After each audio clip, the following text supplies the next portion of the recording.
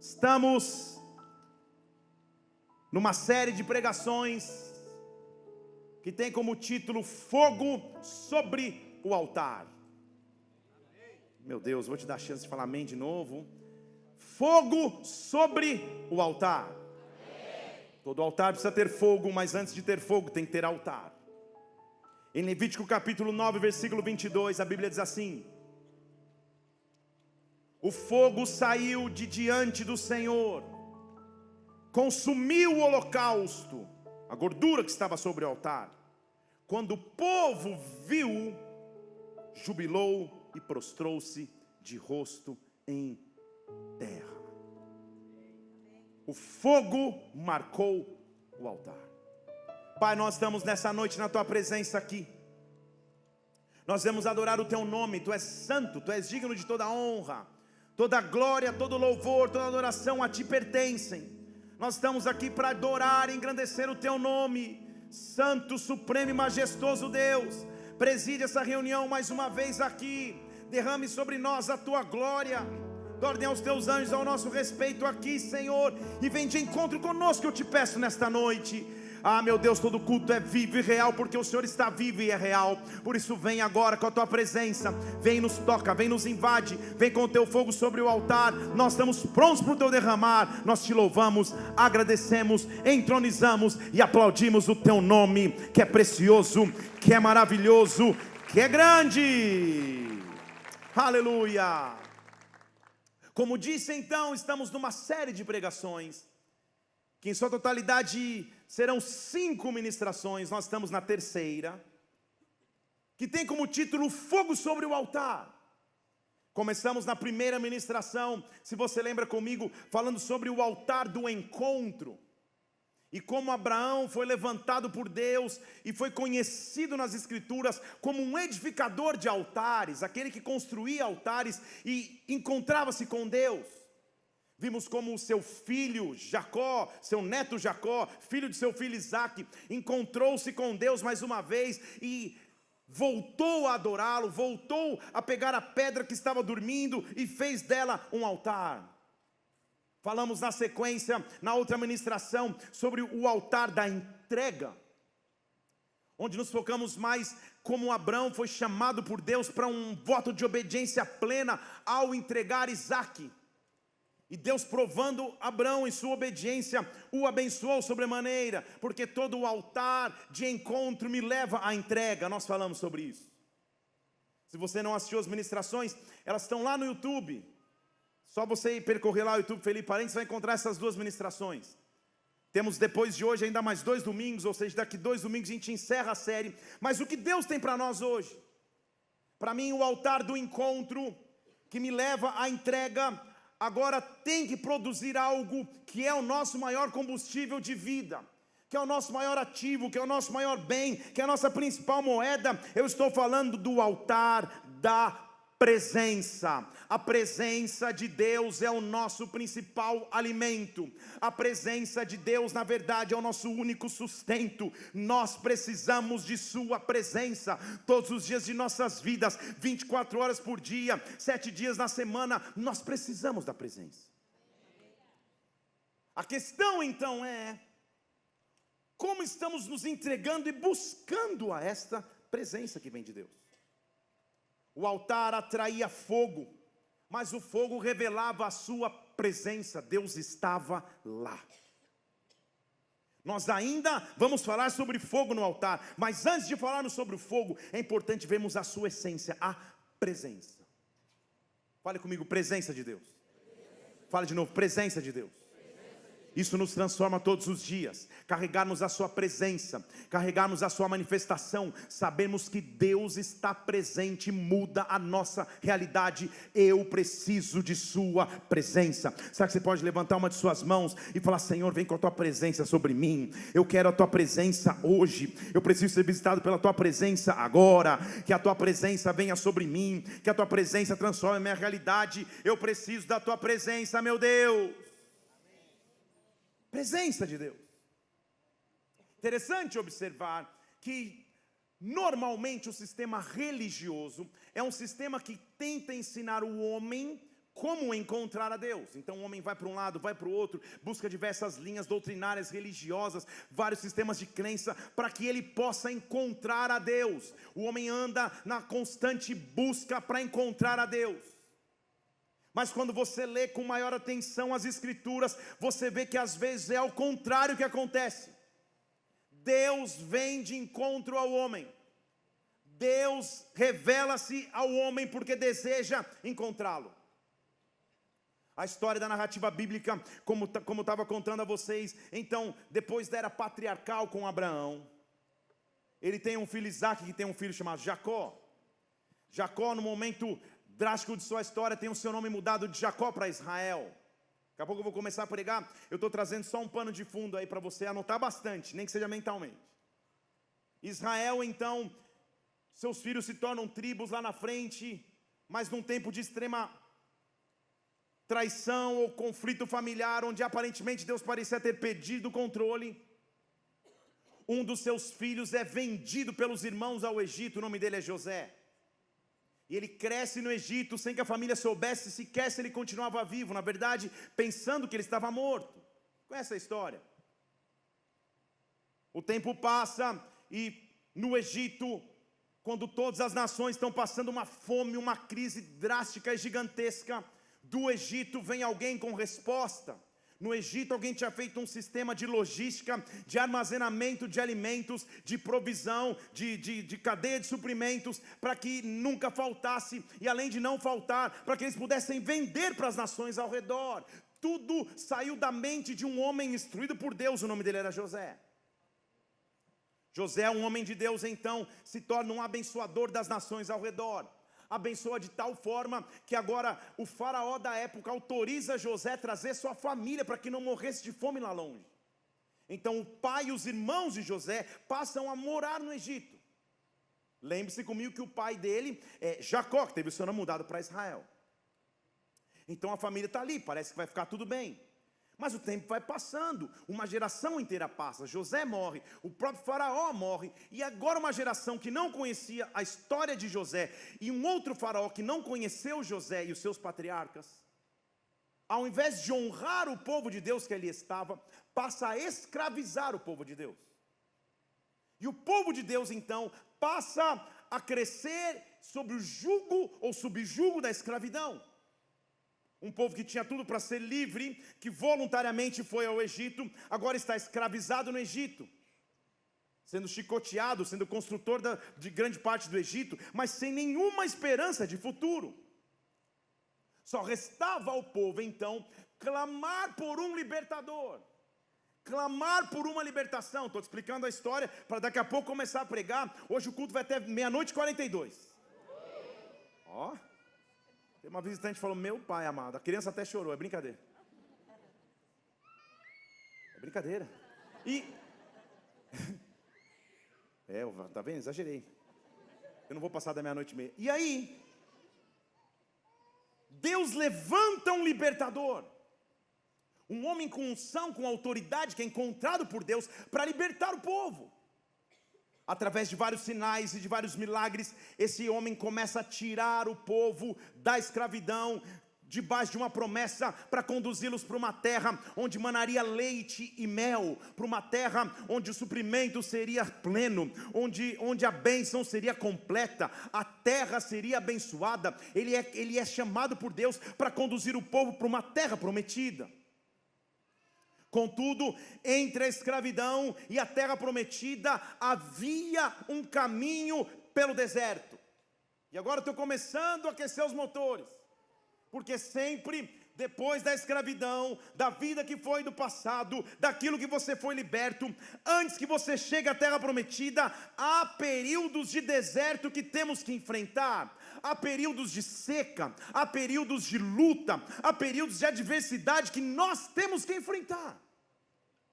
Todos nós já enfrentamos deserto em alguma área de nossas vidas, e talvez ao som da minha voz, você esteja enfrentando desertos agora.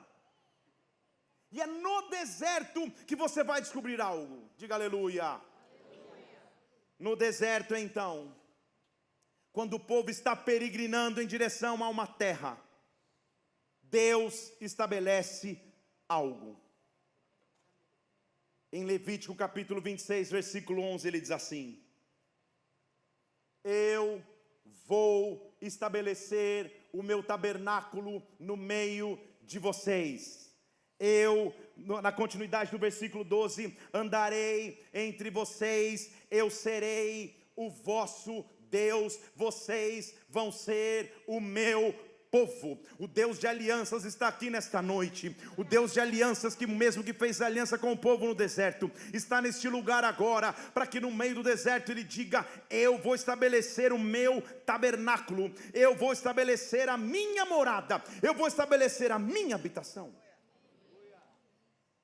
É importante nós observarmos que naquela época, a cultura que as pessoas tinham de Deus era um Yahvé, um Deus distante, sentado num trono, muito mais como um julgador do que como um Deus que eu podia me relacionar. É diferente do Deus que eu e você temos hoje, essa maravilha, esse benefício, esse acesso. O Deus era o mesmo, mas a cultura era outra. Então, cria-se num Deus distante, quase que inacessível, muito mais repressor e punitivo do que um Deus de amor.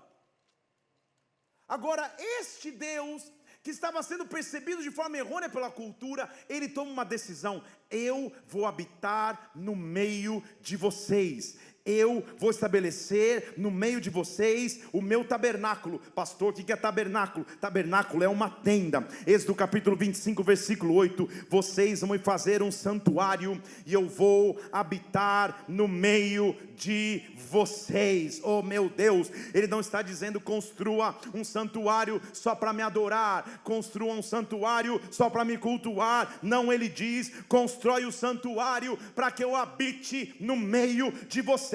Eu não sou o Deus distante, eu não sou o Deus que está lá em cima, eu não sou o Deus que não pode ser acessado. Eu quero habitar contigo. Perceba que é Ele que faz a aproximação, é Ele que vem ao nosso encontro, é Ele que vai ao encontro do povo. Há um altar de presença que está pronto para ser estabelecido. Se nós lemos de novo o capítulo 26, que acabei de ler de Levítico, ele diz assim: eu vou estabelecer o meu tabernáculo no meio de vocês. E a pergunta então é: o que seria um tabernáculo? Antes que você coloque no Google, antes que você vá nas imagens da internet, eu extraí uma imagem do Instagram de Moisés. Essa é a imagem de capa do Instagram dele. Ele é visitado por Deus, e Deus diz a ele: você vai construir um tabernáculo no meio do deserto. Eu quero destrinchar brevemente com você algumas características desse tabernáculo. Está comigo? Diga amém. Talvez tenha que anotar, registrar, guardar na mente. Eu faço um propósito de leitura da Bíblia em 100 dias. Eu não vou falar com tantos detalhes, mas no dia 6 da leitura bíblica de 100, eu falo com detalhes do tabernáculo, item a item, passo a passo do tabernáculo. Hoje eu vou falar um pouco, tudo bem? Então, se você já viu na Bíblia em 100 dias, finge a surpresa. Se não viu, surpreenda-se. Porque nós estamos diante da construção magnífica, cujo projetista, arquiteto, engenheiro principal é o próprio Deus. Êxodo, pode voltar, deixa naquela tela ainda, tá? Não tira dela não, deixa naquela lá, até eu pedir para mudar. Isso, obrigado. Êxodo 25 é quando Deus começa a mostrar o tabernáculo ser construído. Em Êxodo 20 é quando Moisés sobe no monte para receber de Deus o que nós conhecemos como as tábuas dos 10 mandamentos. Mas ele não recebeu de Deus só as tábuas, ele recebeu de Deus um projeto. E o projeto é: construa para mim uma tenda. Por que tenda, pastor? Porque o povo estava peregrinando. Não dá para construir um prédio, eles iam morar ali para sempre.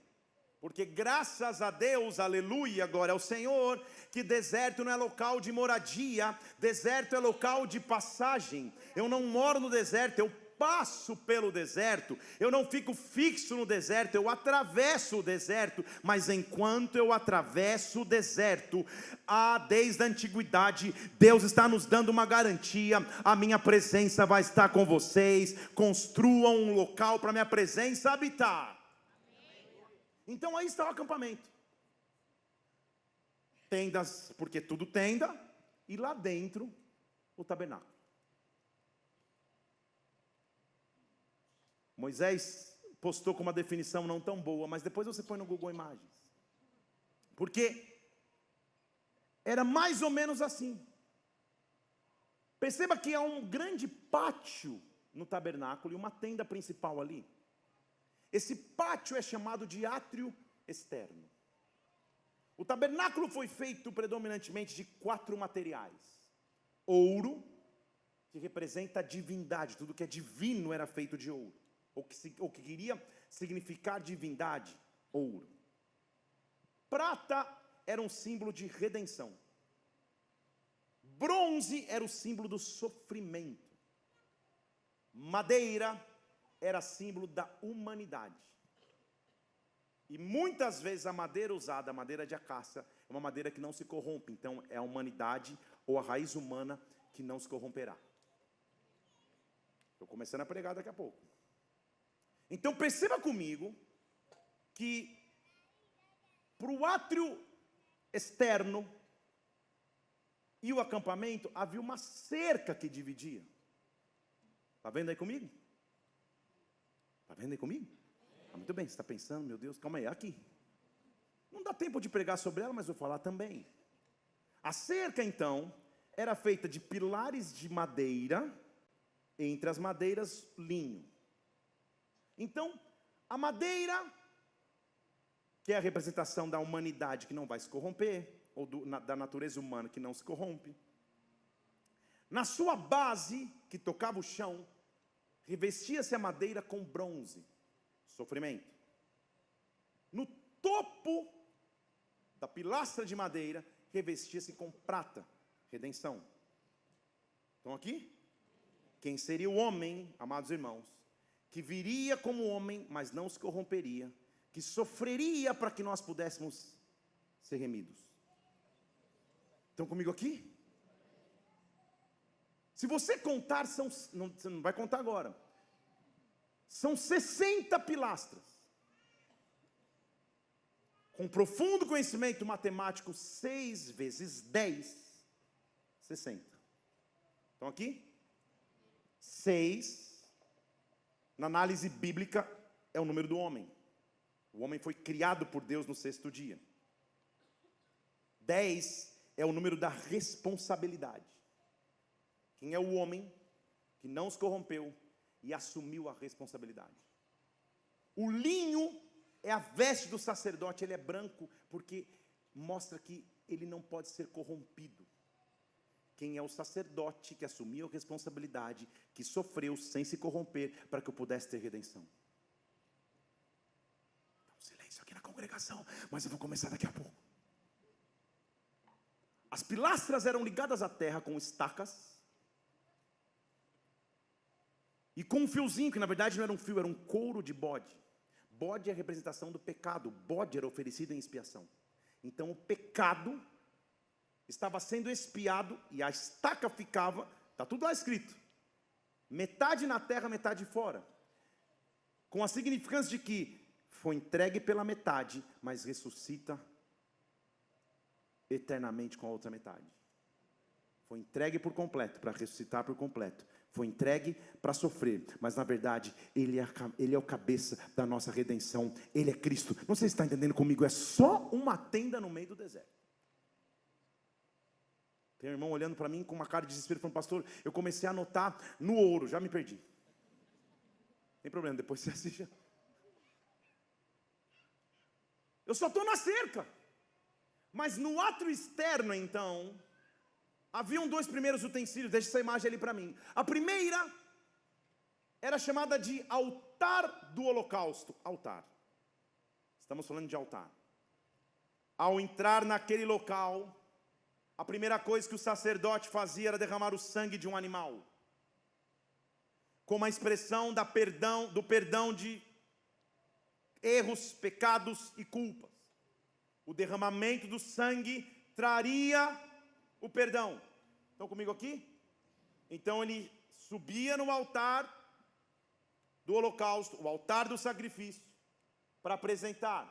O altar era colocado numa base de barro, Em cima, uma caixa de madeira coberta de bronze. Já te expliquei tudo isso. Barro representa a humanidade que se corrompeu. O homem foi feito do barro. A madeira representa o homem que não vai se corromper. E o bronze é o sofrimento. Está tudo ali no altar. E ele apresentava então um animal no altar. Para que ele pudesse morrer, e ao morrer o sangue dele pudesse ser a redenção. Porém, depois de apresentar o animal no altar, o sacerdote estava sujo, as mãos sujas, os pés sujos talvez, a roupa suja talvez. Ele saía do altar do holocausto e ia para uma pia chamada pia de bronze, onde tinha água e era revestida e era feita de bronze. Bronze, você já aprendeu comigo, significa sofrimento. Só que olha que interessante, depois você pesquisa e você vai ver, não dá tempo de eu falar com detalhe tudo isso, senão o culto realmente termina meia-noite. A base desta pia, a instrução clara de Deus para Moisés é: pegue os espelhos das mulheres em suas tendas. Então a pia era feita de bronze, mas a base era de espelhos. Então olha comigo, o sacerdote sacrificava, e quando ele estava se limpando, ele via a sua reflexão na pia de bronze. Não tinha espelho nas tendas lá, para as closet, para as irmãs ficarem, não tinha. O único local que você via a sua reflexão era na pia da limpeza. Era como se Deus estivesse falando: olhe para você agora como você está. Olha para você agora como eu te enxergo, porque você está limpo. Não há mais culpa sobre você. Você lavou as mãos, você lavou os pés, você se lavou na pia, você está pronto para entrar. Altar é local de entrega. Altar é local de entrega. No altar se entrega porque se perdoa o passado, se limpa o presente e se justifica o futuro. Na pia se lava. Eu lavo as mãos para a obra, eu lavo os pés para a caminhada. Eu estou pronto, Barabacete, eu estou pronto para ir. Só que só estou no pátio de fora. Lembra que isso era a instrução de Deus para Moisés. Ele deu passo a passo. Tudo que eu estou dizendo é o passo a passo resumido. Depois do ato externo, agora sim você pode ir para outra imagem, aquela que você tinha colocado, por favor. Moisés tirou uma foto, isso, onde está meio aberto ali. Eu sei que não dá para enxergar direito, mas entrava-se na tenda.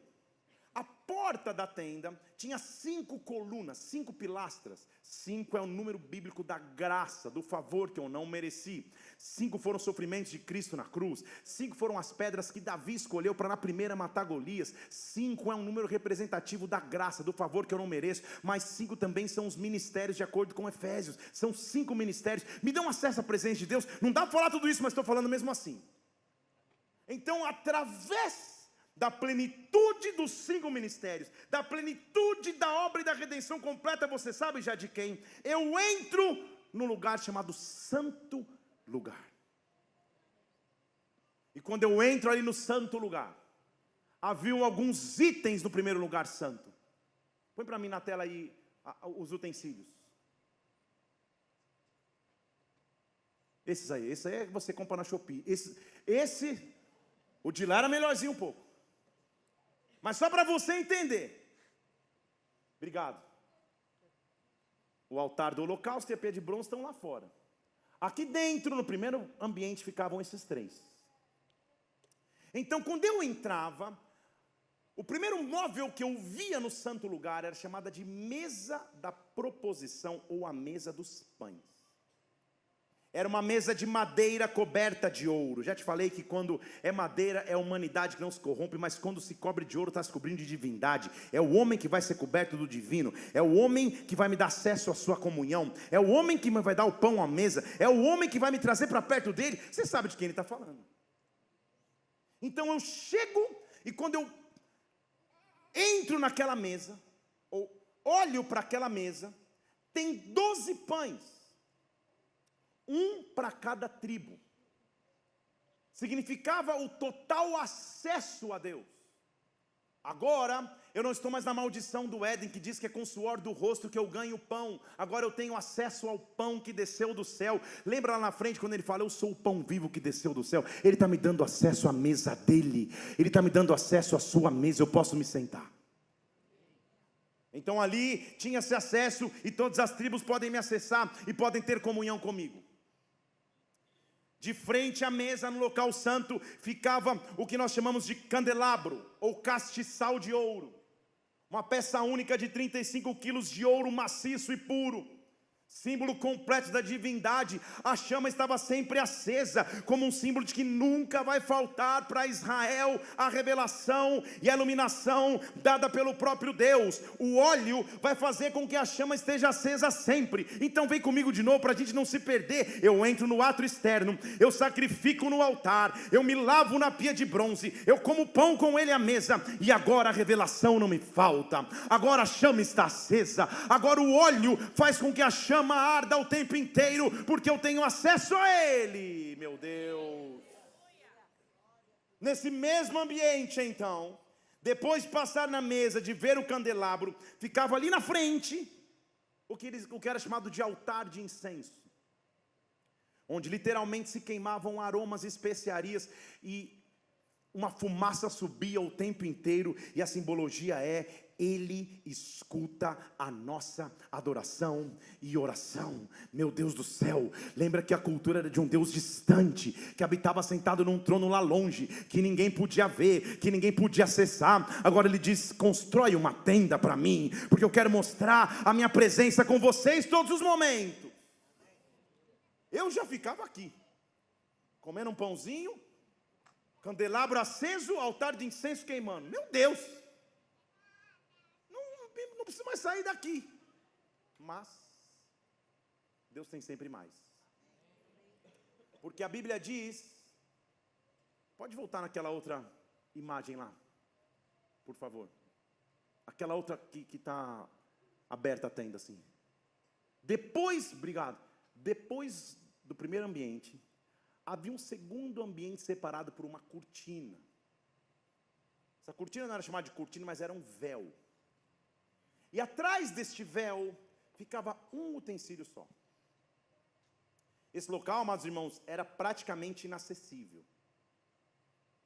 No átrio, alguns sacerdotes entravam. No santo lugar, só uma hierarquia maior de sacerdócio. E alguns levitas para cuidar ali da organização dos utensílios. Agora, no santíssimo lugar, ou no santo dos santos, só o sumo sacerdote entrava uma vez ao ano. Pastor, quem é o sumo sacerdote? É o chefe de todos os sacerdotes, o camisa 10 e a faixa, o top, o cara. O sumo sacerdote, só ele, uma vez no ano, no dia do perdão, entrava no santíssimo lugar. Lá dentro não ficava nada além da arca da aliança. A arca você talvez já ouviu falar. Era uma caixa de madeira revestida de ouro, com uma tampa chamada de propiciatório, onde ficavam dois anjos, um encostando a asa no outro. Ali futuramente seria guardado as tábuas da lei, o pote do maná e a vara do sacerdote Arão que floresceu, mas isso é tema para outra série. O fato é que ali naquele local, só naquele local, podia-se perceber o que chamava-se de Shekinah, a glória plena de Deus. Aleluia. A glória, estou falando até japonês, a glória de Deus só podia ser percebida ali. O Shekinah de Deus só se percebia naquele local. Meus irmãos, calma. Antes que você entre no Mercado Livre, na Shein, na Shopee, ou você corre em qualquer loja de artigos evangélicos, você fala: meu Deus, preciso comprar amanhã um tabernáculo e colocar na minha sala. Calma, você pode até ter como utensílio de decoração. Está tudo certo. Mas nós temos um benefício. Vou falar de novo, nós temos um benefício.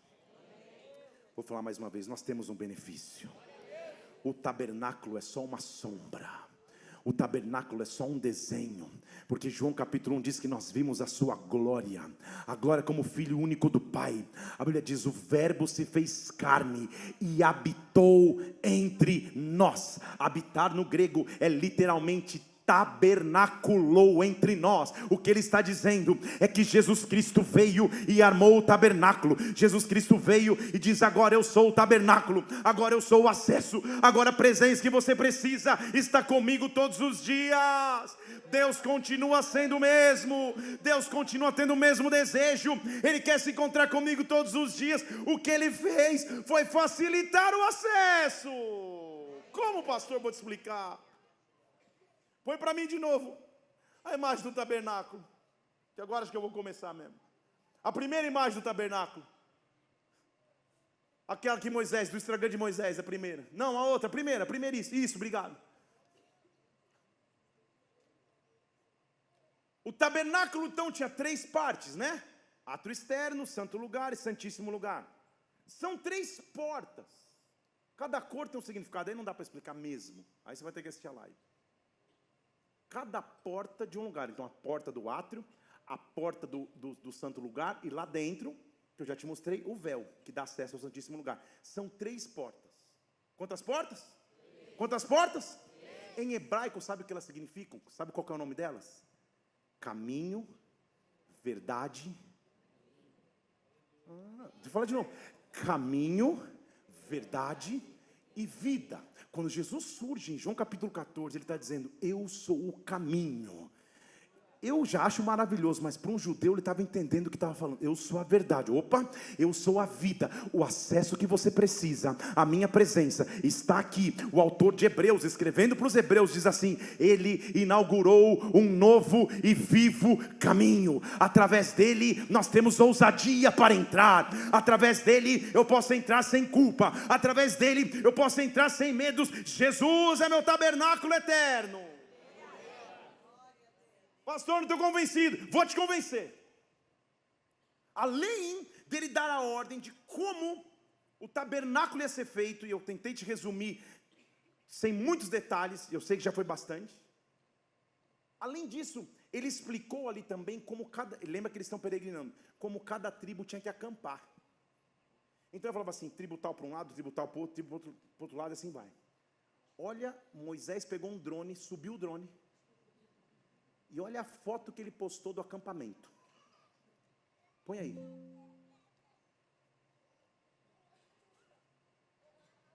Vou ficar quieto até você perceber o que parece.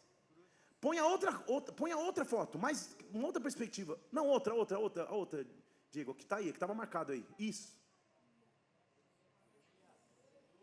Você está percebendo como as tribos estão acampadas ou não?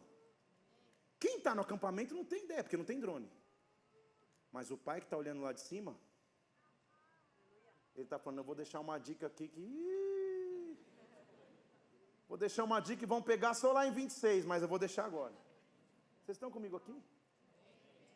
Olha como o tabernáculo está sendo organizado e o acampamento está sendo montado. Sem saber, eles acampavam em formato de cruz.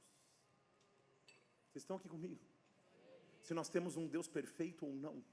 Essa aqui é a forma do acampamento. Depois você lê lá com calma, você vê a disposição das tribos ao redor do tabernáculo. Agora, vamos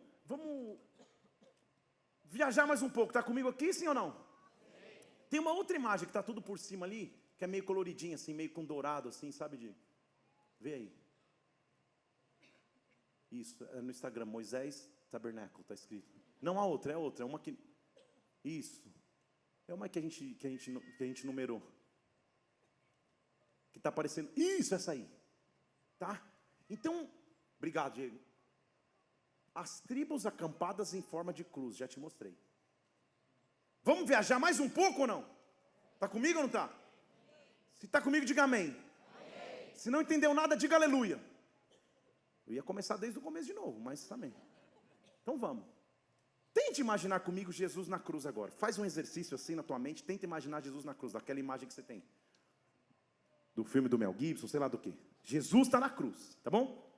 Ele está lá pregado na cruz, ele não está mais lá. Mas vamos imaginar Jesus pregado na cruz. Faça um exercício ainda maior. E vamos imaginar que a gente pegue Jesus pregado na cruz, a gente deite em cima do tabernáculo. Está comigo aqui ou não? Porque as tribos estão em forma de cruz, mas o tabernáculo também está em forma de cruz. Calma, vou explicar. Nos pés de Jesus está o altar do holocausto. Estão comigo aqui? Porque sem sacrifício não dá para acessá-lo. Ele precisou sacrificar. Na cultura judaica, o local de juramento não é o cartório.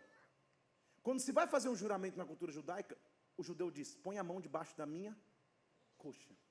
Coxa, então, na cultura judaica, é juramento e governo. Estão aqui?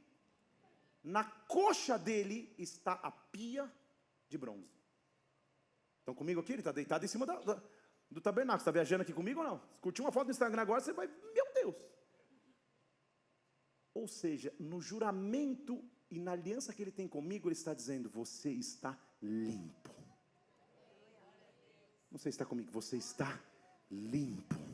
Não há mais acusação em você. Você é limpo por mim. Você foi limpo por mim. Só que Jesus está na cruz, lembra comigo? Ele está deitado na cruz. Em uma de suas mãos está a posição da mesa dos pães. Lembra que ele está deitado ali, nas imagens que se sobrepõem. O sacrifício dele de cruz me daria acesso à mesa, porque o Senhor é meu pastor e Ele vai montar uma mesa na presença dos meus adversários. Na outra mão de Jesus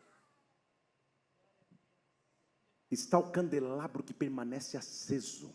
Porque quem anda em Jesus Cristo tem revelação. Porque Salmo 119 diz que lâmpada para os meus pés é a sua palavra. Ela é a luz para o meu caminho. Então vem comigo. O sacrifício me trouxe limpeza, me trouxe a mesa. E agora eu tenho revelação que vem dele. A chama está acesa. Na altura do seu coração está o altar de incenso. Porque o Pai escuta minhas orações. Ele conhece o meu coração. Porque Ele olha o meu coração para, se existir algum caminho mau, Ele me limpar, mas Ele me dá acesso a Ele. É por isso que Ele diz: não se preocupe no vosso coração, creia em Deus, creia em mim. Eu vou preparar um lugar para vocês. Na altura do coração dEle, a adoração sobe ao Pai. Na altura do coração dEle, a minha oração é escutada no céu. Mas na cabeça, onde seria colocada a coroa de espinhos, está o santíssimo lugar e a arca da aliança, que mostra que com Ele agora eu tenho acesso, que com Ele agora eu tenho garantia de presença, que com Ele agora minha vida pode ser transformada. Jesus é o caminho, Jesus é a verdade, Jesus é a vida. Não há como chegar ao Pai se não for através dEle. Quem busca a Jesus encontra o seu maior benefício. Tudo que Ele fez foi para me mostrar: eu preciso e eu quero que você caminhe comigo todos os dias. Estão aqui? Oh, meu Deus. O tabernáculo mostra que nós temos agora uma presença suprema. Sabe por quê? Porque lembra comigo que só se entrava no Santíssimo Lugar uma vez ao ano.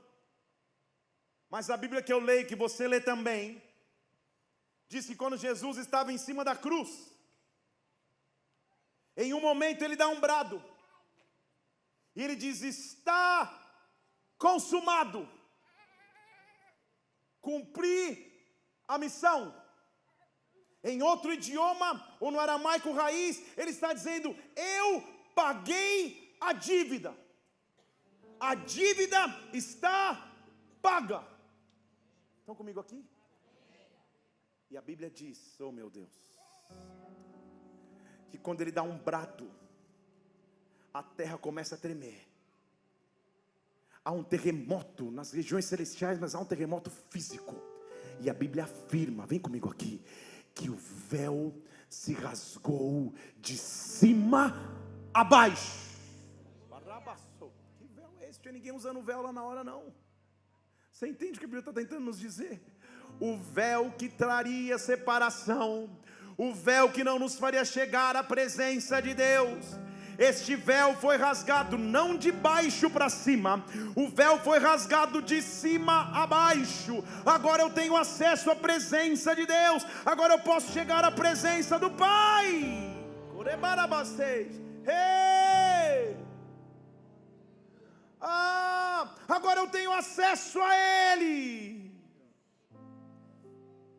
Moisés descobriu então, através do tabernáculo, aquilo que hoje nós podemos descobrir por revelação plena.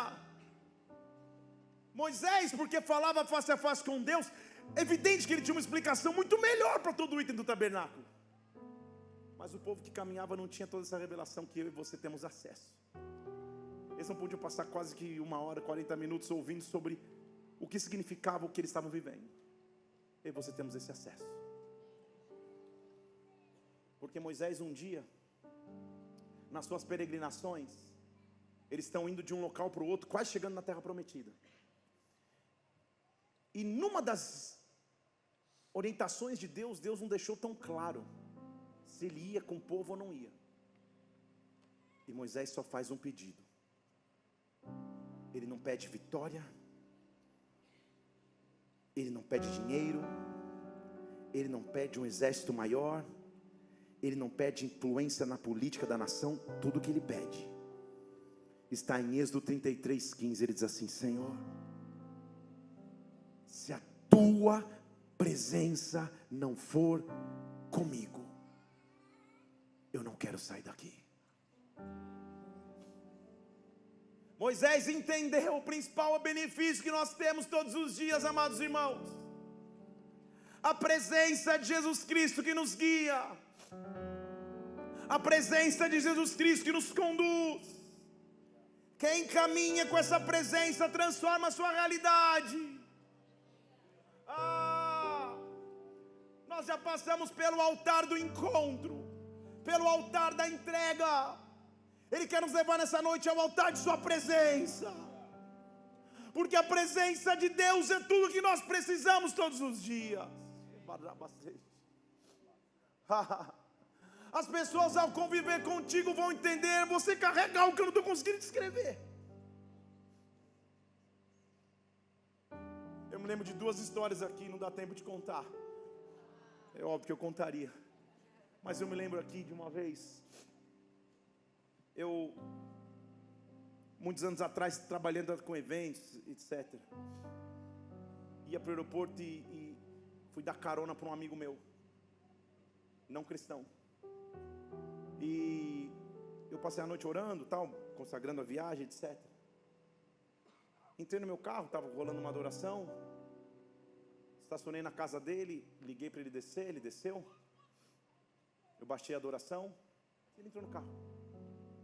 A gente estava no trânsito de São Paulo para chegar até o aeroporto de Guarulhos. No meio do caminho ele olha para mim e fala: Felipe. Eu falei: que foi? Ele falou: cara, não sei o que está acontecendo comigo. Eu falei: que foi? Ele falou: cara, eu sou homem. Eu falei: eu sei que você é, cara. Eu não sei, cara, estou com uma vontade de chorar. Ele começou a chorar, copiosamente chorar. Eu falei: você está com problema? Ele falou: não, eu estou sentindo, cara, estou sentindo uma paz. Quando ele falou isso, eu falei: eu sei o que ele está falando. Eu falei: cara, você está sentindo o que dinheiro nenhum pode comprar, o que saldo bancário nenhum muda, o que influência humana nenhuma transforma. Você está sentindo o maior benefício de todos, você está sentindo a presença de Deus. Oh! Você precisa se entregar a Ele. Eu cresci na igreja, desde cedo fazendo uso do microfone, sendo aqueles meninos de igreja, literalmente. Eu fiz uma aliança com Deus um dia, num acampamento, essas doideiras assim, doideira entre aspas. Num acampamento eu ajoelhei e falei: Senhor, sempre que eu pegar o microfone, as pessoas têm que sentir a Tua presença, Pai. Tua presença, Deus. Não quero, eu já falava em público, era coordenador de escolas, assim, dava treinamentos. Eu falei: Senhor, que nunca eu dependo da minha eloquência, mas é a Tua presença. Para quando eu usar o microfone, tem que ser a Tua presença. Fiz uma oração assim numa noite, aqueles cultos de fogueira. Fui traduzir num grande evento, numa grande montadora de carros, falando de pós-venda, de vela, correia dentada, revisão programada, troca de óleo e filtro de ar. Era uma grande montadora alemã. E Eles me chamaram para traduzir porque a vice-presidente mundial ia vir nesse evento, ela precisava de tradução. Numa plenária com umas 5.000 pessoas, ela sentou na primeira fileira. Junto dela, a assistente dela, uma brasileira. E eu fiquei lá atrás, na cabine de tradução simultânea. Quando você vai num grande evento, você vê ali, tem uma cabine, 2 tradutores, um pote de ração, eles ficam ali o dia inteiro. Você fica o dia inteiro ali. Tudo bem? Kleber está em outro mundo, afinando o violão. E tem. Eu falei, Deus, eu estou desafinado assim, é Deus tentando me afinar. E eu estou ali. E eu estou começando a traduzir. Eu fui brifado, fiz uma reunião, um glossário absurdo, porque a mulher era alemã, mas infelizmente no outro evento a tradutora alemã não sabia os termos, tal, então deu muito mal, foi ruim. Era uma executiva top, porém alemã no sentido literal da palavra mesmo, bem dura. E aí ela estava sentada na primeira fila e eu com a tradutora do meu lado, que era minha irmã inclusive. Na tradução simultânea você traduz pouco tempo e a outra pessoa traduz para descansar a mente. Eu estou na minha vez da tradução. Está falando da revisão programada, do não sei o que, papapá, e do tempo de uso da mecânica, coisa técnica de carro. E essa mulher na primeira fileira começa a olhar para trás assim. E eu falei, Dani, para minha irmã, eu acho que o fone dela parou de funcionar, deve estar com interferência, porque ela está olhando para a gente. Você conhece esses executivos top? Eles têm um poder de levitar, de trasladar. E quando eu falei, ela está com algum problema, a próxima vez que eu vi, ela estava na porta da cabine, no fim da plenária. E toda a diretoria da empresa do lado, porque afinal de contas, o que aconteceu com a VP Mundial? Vai dar uma bronca no tradutor, eu imagino. Ela bateu na porta, eu abri e falei, pois não? Ela falou, quem está traduzindo? Eu olhei para minha irmã, pensei, falei, ai Deus. Falei, sou eu. Ela falou, que técnica que você está usando? Falei, de traduzir. Não. Que inglês é esse que você está falando? Falei, inglês. Ela falou, não, você não entendeu. Enquanto você fala alguma coisa no meu ouvido, eu estou sentindo algo aqui dentro. Vou falar de novo. Eu estou num evento de uma montadora de carros, falando de correia dentada e vela de carro. Vocês estão aqui comigo ou não? Eu não estou pregando sobre o tabernáculo. Eu ainda estava meio fora da visão, porque eu não estava entendendo. Eu falei, eu estou usando inglês, senhora. Ela falou, não, alguma coisa você está falando que está mexendo aqui comigo. Quando ela falou isso, Deus entrou na cabine. E Ele falou para mim, você não me pediu? E eu falei, pediu o que, Deus? Você pediu que cada vez que você falasse no microfone, as pessoas sentiam a minha glória. Você achou que era no altar. Microfone é microfone em qualquer lugar da humanidade. As pessoas são da minha presença. Aí, hoje nós aplaudimos. Eu falei, Deus, agora nas tuas mãos entrego o meu espírito. Saí da cabine. Falei, eu preciso explicar para a senhora o que está acontecendo. Pois não. Eu falei, eu sou cristão. Eu tenho uma aliança com Deus que eu sirvo. Sempre que eu usar o microfone, as pessoas vão sentir a presença dele. O que você está sentindo não consegue descrever. É a presença de Deus. Ela baixou a cabeça. 2 lágrimas escorreram, que para o alemão é um choro copioso. Eu estou num evento corporativo, ela é a executiva mais top da montadora de carro. Vocês estão comigo aqui? Ela enxuga as 2 lágrimas. Eu falo, eu posso orar por você? Nós vamos nos bastidores, eu faço uma oração, Deus começa a fazer revelações. Aí já... A diferença do alemão e do brasileiro, o assistente dela era brasileira. E ela falava assim, cara, o que está comigo? E eu me peguei no bastidor de um evento de montadora de carro, sem falar o nome de Jesus, mas a presença de Jesus entrando. Eu quero que você entenda que você vai carregar a presença de Deus aonde você estiver. Que se for necessário você vai usar o nome de Jesus, mas no teu olhar, no teu sorriso, nos teus comportamentos, no teu abraço. O vazio que está na humanidade vai ser preenchido pela presença que você carrega. A Bíblia diz que a criação aguarda com ardente expectativa a manifestação dos filhos de Deus. Chegou a hora, amada igreja, daqueles que carregam a presença, irem para os locais de trabalho, irem para os locais de estudo, oh meu Deus, irem para os locais de, oh meu Senhor, de negócios, irem para as mesas de negócios, irem para as instituições acadêmicas, carregando o que é mais precioso, a presença majestosa, a presença gloriosa de Deus. De Deus, o altar do encontro me leva para o altar da entrega, mas o altar da entrega me prepara para ouvir e receber de sua presença. Oh, talvez ao som da minha voz você esteja disposto a dizer: Senhor, eu quero a tua presença. Tem cultos que eu te peço bênçãos, tem culto que eu te peço milagres, tem culto que eu te peço resposta, e tudo bem. Mas há momentos que eu só preciso pedir a tua presença. Que quando a tua presença vir sobre a minha vida, quando ela vier sobre a minha vida, Senhor, ela vai me satisfazer de forma tão completa. Eu peço ao Senhor e busco que eu possa habitar em tua presença todos os dias da minha vida. Igreja Conectados, nesta noite eu quero te fazer um convite. Vamos exaltar o nome do Senhor. Vamos fazer Ele um convite. Vamos chamar a sua presença. Vamos chamar Ele a sua presença. Eu estou te esperando. Vamos no começo dessa música. Estou te esperando aqui. Eu já fechei a porta, pode vir. Estou te esperando pra fazer o que tens que fazer. Se mostre disponível a Ele. Se entregue a Ele a sua presença. Meu coração aberto já está. Te peço, vem encher esse lugar. Sim, meu Deus.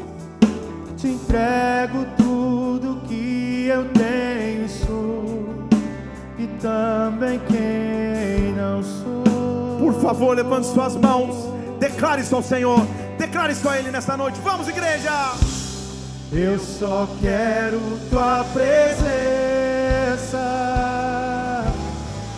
Hoje não vou te pedir nada. Só quero levantar a minha voz pra te dizer que a tua graça Eu só quero, me basta. Eu só quero tua presença. Hoje não vou te pedir nada. Só quero levantar a minha voz pra te dizer que a tua graça. Eu não quero mais sair daqui, diga. Eu não quero mais sair daqui. Eu não quero mais sair daqui. Eu não quero mais sair daqui. Me deixa morar. Eu não quero mais sair daqui, diga. Eu não quero mais. Eu não quero mais sair daqui. Eu não quero mais sair daqui. Me deixa morar. Eu só quero tua presença. Diga Ele, diga. Eu só quero tua presença.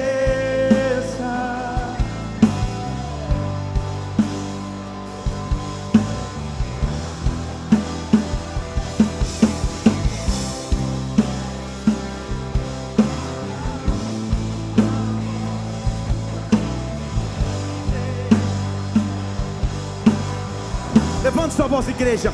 Diga só, igreja, diga. Eu só.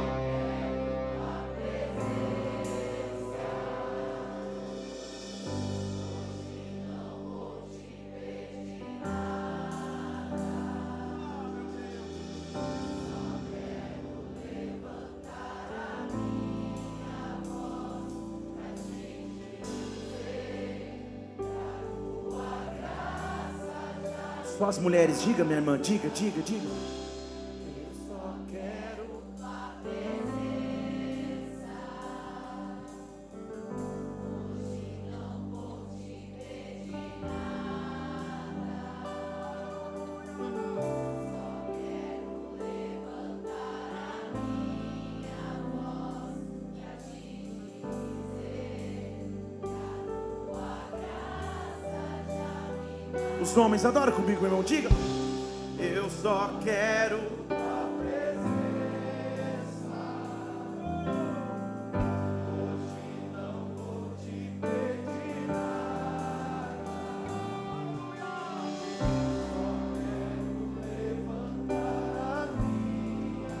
Presença doce e suave de Deus vem sobre a igreja, vem sobre os filhos, vem sobre as filhas. Eu só quero.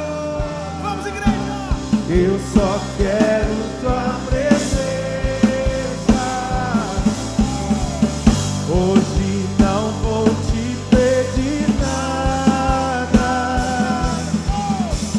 Só quero levantar a minha voz pra te dizer que a tua graça já Eu não quero mais.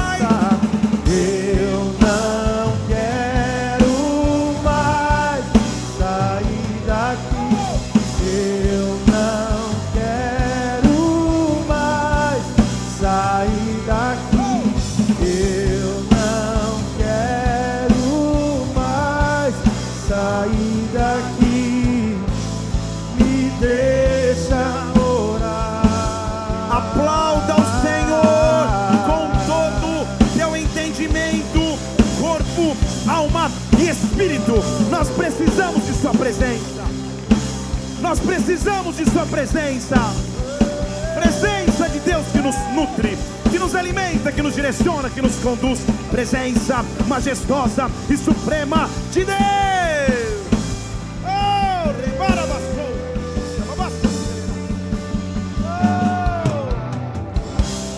Eu só quero tua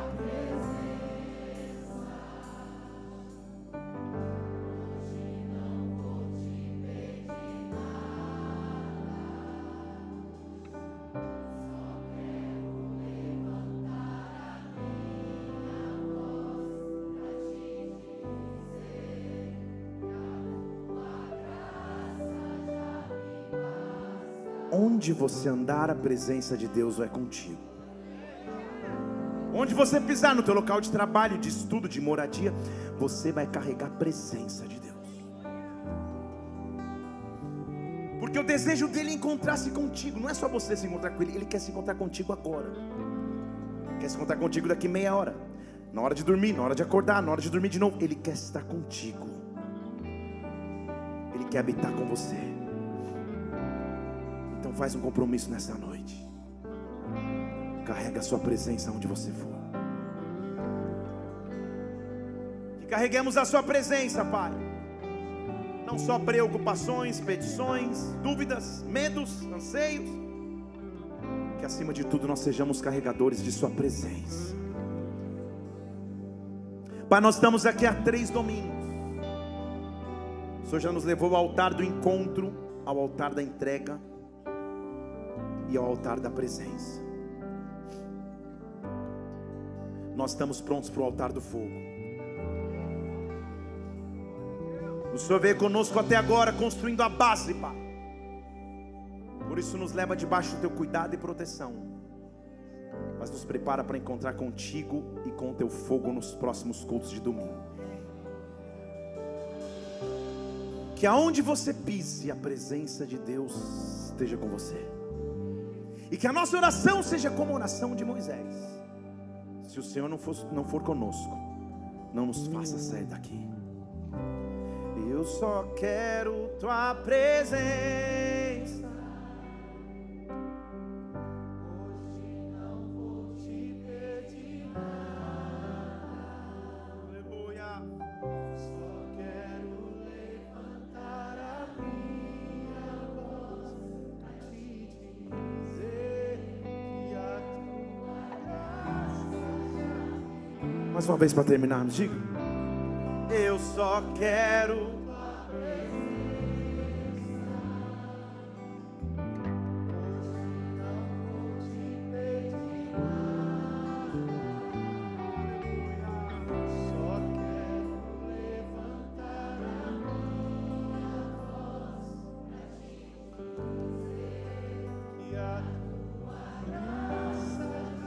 Aplauda o nome majestoso, glorioso e grandioso do Senhor.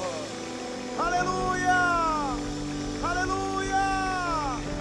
Oh, meu Deus! Oh, Senhor! Aleluia! Igreja, nós estamos encerrando essa reunião. Você vai carregar a presença de Deus onde você estiver. Eu quero te pedir um favor, eu vou passar um vídeo rápido aqui, é menos de um minuto, então fique em pé. Nós estamos vivendo uma fase maravilhosa e muito especial, porque nós estamos comemorando 2 anos de igreja conectados. Pode aplaudir ao Senhor mesmo.